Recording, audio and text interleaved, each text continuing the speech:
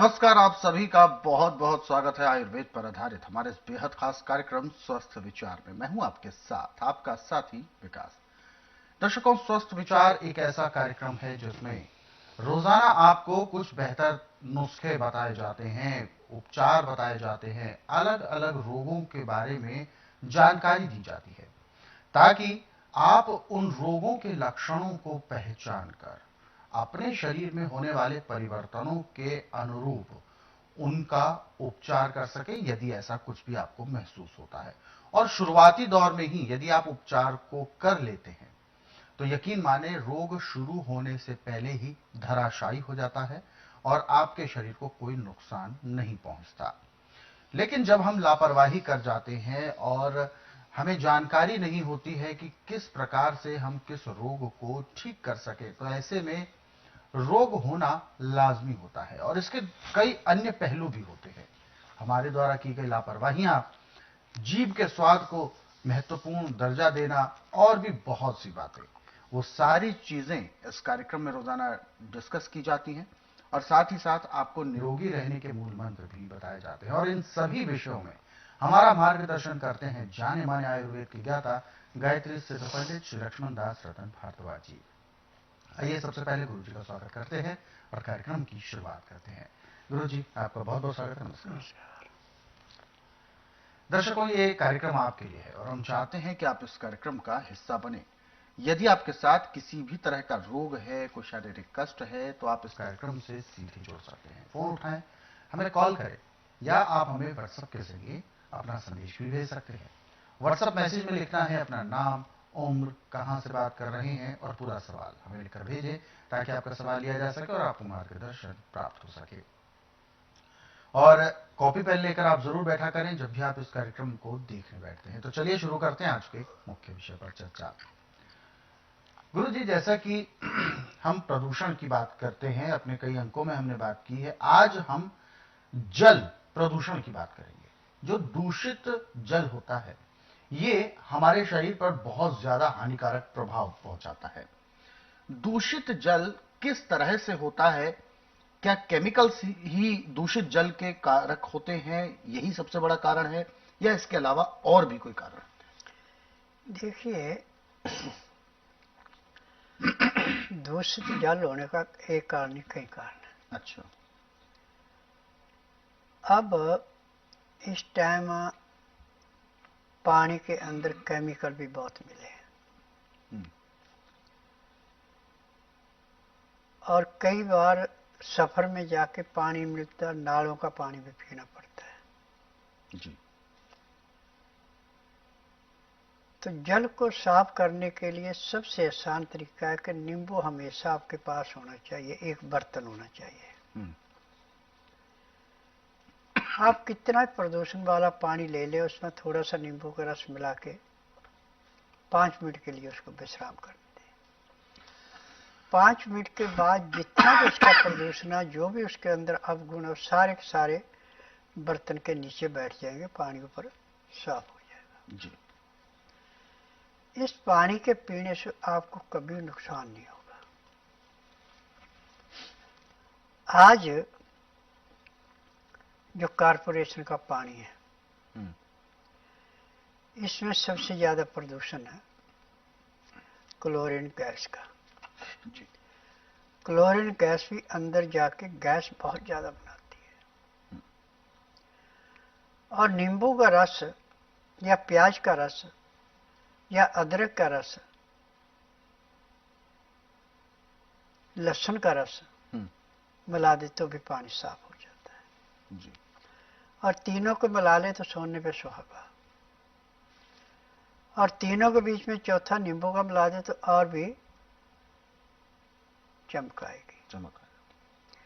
क्योंकि ये 4 चीजें ऐसी है जो हर एक चीज को ऐसे नष्ट करती है जैसे जलती अग्नि पतंगे को नष्ट करती है।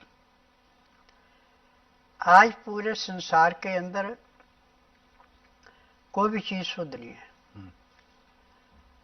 आप फलों को लेने जाएं, सब्जी को लेने जाएं, अनाज को लेने जाएं, दालों को लेने जाएं, सब में कोई ना कोई केमिकल मिला हुआ है। बिल्कुल। अब जिस पानी से हमने इन चीजों को धोना है उसमें भी यदि हम नींबू का रस डालकर इनको धोते हैं तो इनके अंदर जो किसी किस्म का विकार है वो नष्ट हो जाता है। और सब्जी है कभी छिलके नहीं खानी चाहिए और नरम छिलके वाली बनाए, क्योंकि छिलका चाहे अनाज का है, चाहे फलों का है, चाहे सब्जियों का है, इसके अंदर iodine, sodium, potassium, magnesium, phosphorus, silicon सब कुछ छिलके के साथ होता है। जब हम छिलके को लेकर निकाल के फेंक देते हैं तो हम सिर्फ कचरा पेट में भर रहे हैं, उसका लाभ नहीं है। और जब हम पानी को शुद्ध करके पी रहे हैं, नाज को अपने तरीके से बना के खा रहे हैं, तो हमें कोई रोग नहीं हो सकता। परंतु इसका सबसे ज्यादा प्रभाव पड़ता है लीवर पे।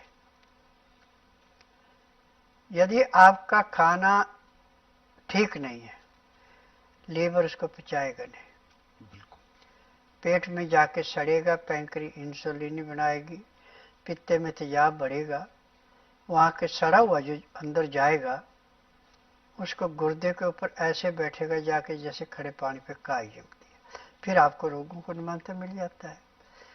यदि आप इसके साथ नींबू का रस, लहसुन, प्याज, अदरक का रस हल्के गर्म पानी में मिला के पी रहे हैं तो ये सारी चीजें खत्म होगी। लीवर आपका पूर्ण रूप से काम करेगा, पैंक्री पूरी इंसुलिन बनाएगी, पित्ते में तेजाब नहीं बढ़ेगा, गुर्दा खाए पिए को बिल्कुल फिल्टर करके सब चीजें लग लेंगे, रोग कहां से आएगा। आज जितने भी रोग हैं हमारे गलत खान पान से, गलत रहन सहन से। एक तो आजकल सबसे गंदी आदत हो गई है कि रात को 12-12, 1-1 बजे तक सोते नहीं है और सुबह उठते हैं 7-8 बजे। रोग यहां से ज्यादा फैलने लगा। अब जो मैंने आपको पानी की बात बताई है, यदि आप पानी कभी भी पीना है, हल्का गर्म पानी पिए 15 से 18 डिग्री के अंदर, उसमें नींबू का रस या लहसुन, प्याज, अदरक का रस मिला के या चारों चीजें मिला के पीते हैं तो मैं दावे से कह सकता हूं कि जब तक आपके शरीर के अंदर सांस, आपको कोई रोग हो ही नहीं सकता, ये गारंटी से है। परंतु जब आप इन चीजों से परहेज करेंगे तो आपको रोगों से कोई नहीं बचा सकता। आज पूरे संसार के अंदर मेडिकल साइंस में, आयुर्वेद में, यूनानी में, होम्योपैथी में, नेचुरिस्टिक में, इन्होंने थ्योरियां पढ़ी, इनके पास प्रैक्टिकल नहीं है। और ये रोगी से पूछेंगे माँ बाप का, नाना नानी, मामा मामी, दादा दादी, सबका, फिर वो इलाज शुरू करते हैं। मशीनों से टेस्ट करके जो रिपोर्ट आई वही दवाई देनी, दूसरी दवाई को नहीं देनी। परंतु स्वस्थ विचार इन सबसे भिन्न है। ना तो रोगी से उसके बारे में पूछता, ना कोई टेस्ट रिपोर्ट मांगता। यहाँ का नियम है कि बुधवार की मैं छुट्टी रखता हूँ, गुरुवार से लेकर मंगलवार तक 6 दिन नाड़ी परीक्षण होता है। तो रोगी को बता दिया जाता है कि जिस दिन आपने आना उस दिन रात्रि 10 बजे तक खा पी के दांतन कूला करके बड़ी इलायची मुंह में रख के चूसते रहें। सुबह 9 से 10 के अंदर अपना नामकरण कराएं। 10 से 12 में नाड़ी परीक्षण करता हूँ। नाड़ी परीक्षण में पैर के तलुए से सिर के बाल तक की MRI, CT scan, X-ray, ultrasound, ECG, sonography सब कुछ 5 सेकंड में हो जाते हैं। फिर उसके अनुसार दवाइयाँ खाने की हैं, पीने की हैं, मालिश करने के तेल है, आंख में, नाक में, कान में डालने की दवाइयाँ हैं। इन दवाइयों की विशेषता है कि जैसे ही आप दवाई लेंगे, दवाई 10 सेकंड के बाद अपना असर दिखाना शुरू कर देती है। और रोग चाहे आपका कितना भी पुराने से पुराना है, जिस दिन रोगी आता है उसी दिन उसको 15 से 20% आराम मिल जाता है। और यहाँ की दवाई सारी उम्र नहीं खानी पड़ती, किसी को 15 दिन, किसी को महीना, किसी को 1.5, किसी को 2 महीने। जैसे रोग समाप्त होता है दवाइयाँ बंद हो जाती हैं। मुझे 10,000 जड़ी बूटियों की पहचान है जिनसे मैं दवाइयाँ बनाता हूँ, और मेरी अपनी फार्मेसी दवाइयाँ बनाने के दवाइयाँ रजिस्टर्ड है, पेटेंट है, इनका साइड इफेक्ट कोई नहीं है जी। तो दर्शकों, ये बहुत जरूरी है कि हम अपने जीवन में, अपनी दिनचर्या में कुछ नियम ऐसे तय कर लें जो कि हमें किसी भी कीमत पर निभाने ही है। उन नियमों के दायरे में यदि हम अपनी दिनचर्या का निर्वहन करेंगे तो यकीन माने हमें बहुत सारे ऐसे रोग हैं जो अपने आप होते हैं और उससे हम अपने आप को बचा सकते हैं। ये चमत्कार आयुर्वेद का ही है और आयुर्वेद में ही ये तमाम क्रियाकलापों का वर्णन भी होता है जिसके माध्यम से हम प्रकृति के तमाम उन संसाधनों का उपयोग अपने स्वास्थ्य के लिए बेहतर तरीके से कर सकते हैं।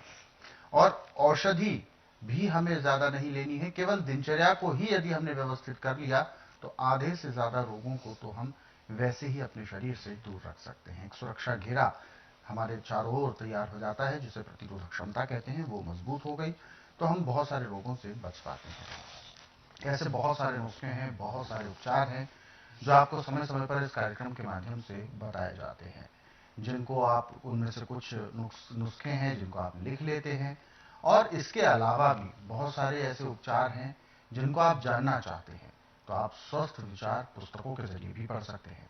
इन पुस्तकों को आप अपने घर बैठे कोरियर या डाक के माध्यम से मंगवा सकते हैं। इसके लिए आपको हेल्पलाइन नंबर्स पर कॉल करना होगा, नंबर आपके टीवी स्क्रीन पर है। और दर्शकों, यदि आप इस कार्यक्रम से अभी जुड़ना चाहते हैं तो आप हमें कॉल कर सकते हैं या आप हमें व्हाट्सएप के जरिए अपना मैसेज भी भेज सकते हैं।